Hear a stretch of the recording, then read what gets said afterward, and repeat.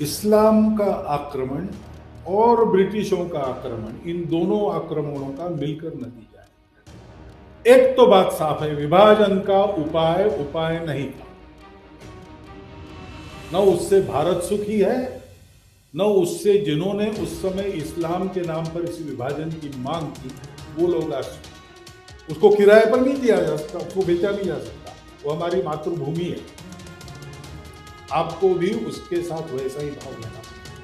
मूर्ख लोगों का सपना, ऐसी संभावना हमारा नेतृत्व करता था। ये 2021 है, 1947 नहीं। और इसलिए भारत का और विभाजन संभव नहीं। कोई करने के लिए प्रयास करेगा तो उसके टुकड़े होंगे।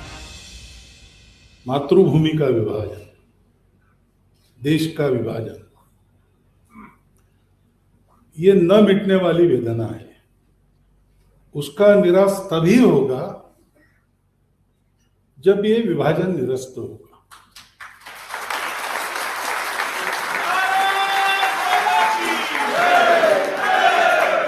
ये नारों का विषय नहीं है। नारे देना बहुत आसान है यहाँ बैठ के। नारे तब भी लगते थे, लेकिन विभाजन हुआ। सोचने का विषय है। मेरा जन्म विभाजन के पश्चात हुआ। भारत विभाजन होके पाकिस्तान बना, ये समझने की समझ मुझे और 6-7 साल बाद आई।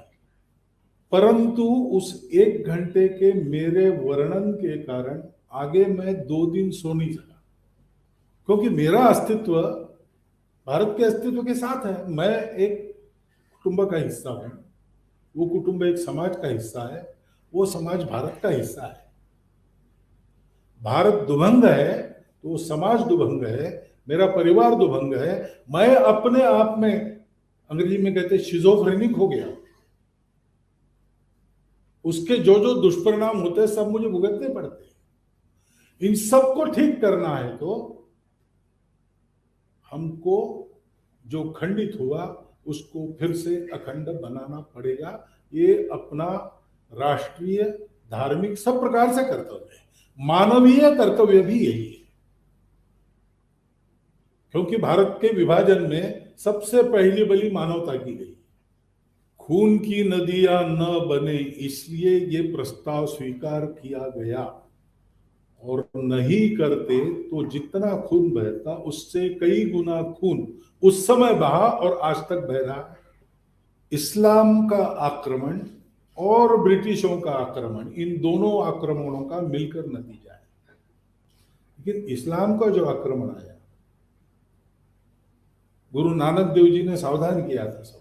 गुरु नानक देव जी ने साफ कह दिया कि ये आक्रमण हिंदुस्तान पर है, हिंदू समाज पर है, किसी एक पूजा पर नहीं। इस्लाम आक्रमण के बचे हुए अवशेष के रूप में इन्हीं में से मुसलमान हुए लोग इसमें है, उनको साथ लेकर संघर्ष के लिए खड़ा होता है और लड़ता है। प्रश्न ये उठता है कि इतनी बड़ी आंधी, स्पेन से साइबेरिया तक 77 साल से सब कुछ बदल दिया। भारत में 500 साल सर्वसत्ताधीश बनकर अपना सिर ठोकती रही, विजयी नहीं हुई। जिनके साम्राज्य पर सूर्य का अस्त नहीं होता था, उनके साम्राज्य के विघटन की प्रक्रिया भारतीय समाज के सर्व प्रकार के नैतिक और सामरिक दोनों प्रकार के कर्तृत्व से। मूर्ख लोगों का सपना, ऐसी संभावना हमारा नेतृत्व करता था। गांधी जी जैसे सत्यवचनी पुरुष ने पहले मेरे देह के टुकड़े होंगे, बाद में भारत के होंगे, ऐसी प्रतिज्ञा की थी। इनका बल पूरा नहीं पड़ा। ये 2021 है, 1947 नहीं। भारत का विभाजन एक बार संभव हुआ, एक बहुत बड़ी ठोकर हमारे समाज ने खाई, लहू लुहान हो गया, पीड़ा से कुलबुला उठा। लेकिन वो अब इस बात को भूलेगा नहीं, और इसलिए भारत का और विभाजन संभव नहीं। कोई करने के लिए प्रयास करेगा तो उसके टुकड़े होंगे।